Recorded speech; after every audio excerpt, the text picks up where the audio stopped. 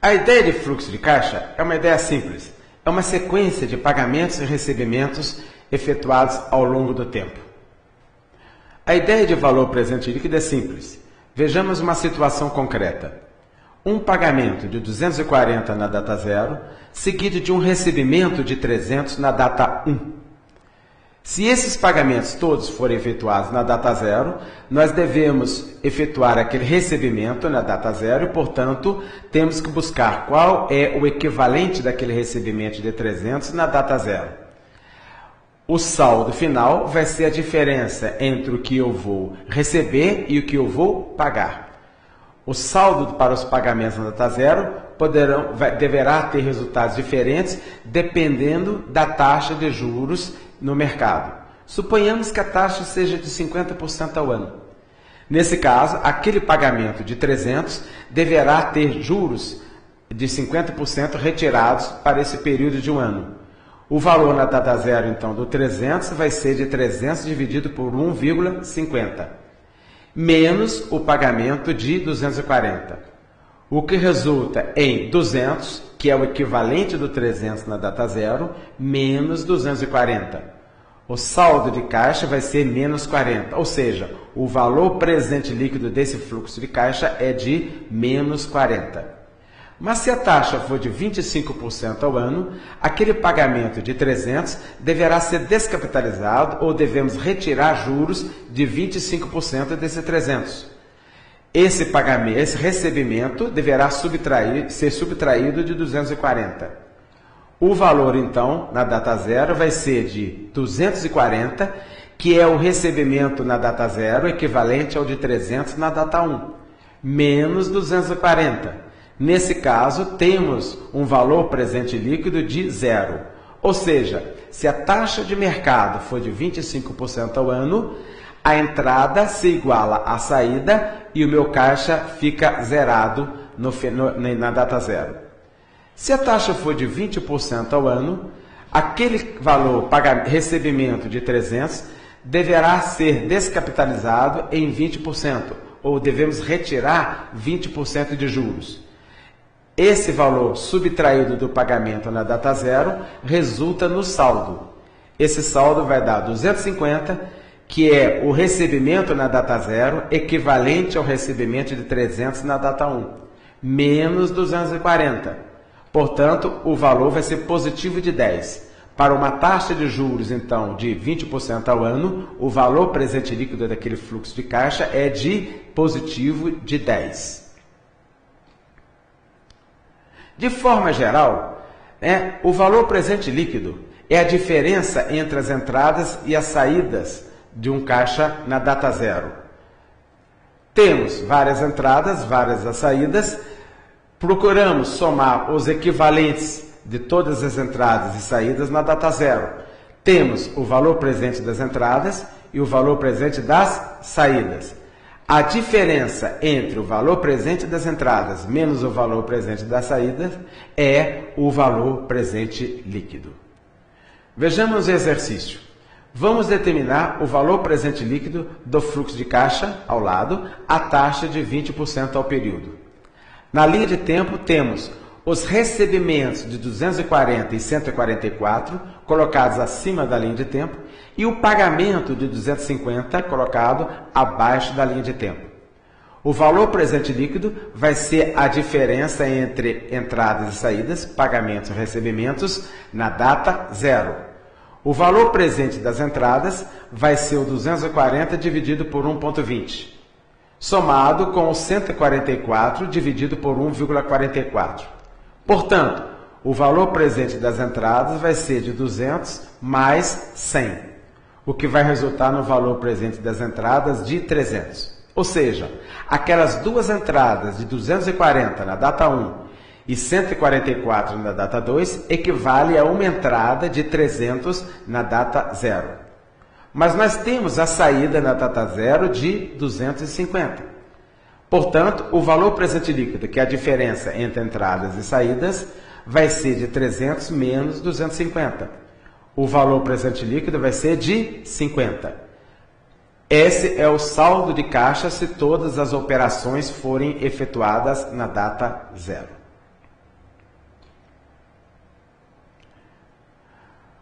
Uma aplicação da ideia de valor presente líquido é a avaliação de alternativas de um investimento. O que significa avaliar alternativas de investimento? Todo investimento tem aquela taxa mínima de rentabilidade desejada pelo investidor, que é a chamada taxa de atratividade. Se o investidor aplica 240, ou seja, sai do seu caixa na data 0 240 e recebe 300 na data 1, ou seja, entra no seu caixa 300 na data 1, podemos avaliar se essa alternativa interessa para esse investidor ou não. Para isso, nós temos que levar em consideração qual é a taxa de atratividade desse investidor. Por exemplo, a taxa pode ser de 50%, 25% ou 20%. A aplicação é um empreendimento atraente para o investidor? Vejamos em cada uma dessas situações. Suponhamos que o investidor tenha uma expectativa ou deseja que aquele seu empreendimento tenha uma rentabilidade de 50% ao período. Para isso, vamos calcular o valor presente líquido, que vai dar menos 40. 300 na data 0 menos 240 vai dar 40 negativo. Significa que se a expectativa ou a taxa de atratividade do investidor é de 50%, retirando aquele 50% de rendimento do 300, significa que ele vai ficar com saldo negativo. Portanto, para essa atratividade de 50%, o investimento para esse investidor não é viável, é inviável.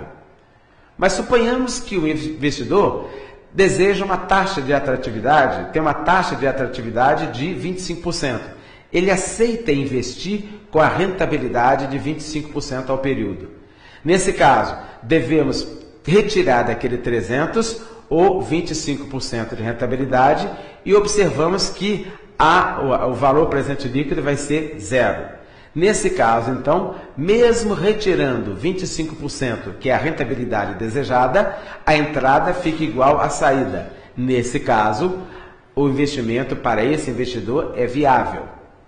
Suponhamos que a taxa de atratividade do investidor seja de 20% ao período. Retirando daquele 300 o rendimento de 20% ao período, o mesmo 300 na data 0 faz com que o valor presente líquido seja de positivo 10. Nesse caso, significa que, mesmo retirando os 20% de rendimento desejados pelo investidor, ainda sobra no caixa 10, ou seja, também é viável o investimento. A aplicação não é atraente, portanto, para uma taxa de atratividade maior do que 25%. Ela é viável para 25% ou inferior. Acima disso, ela não vai ser viável.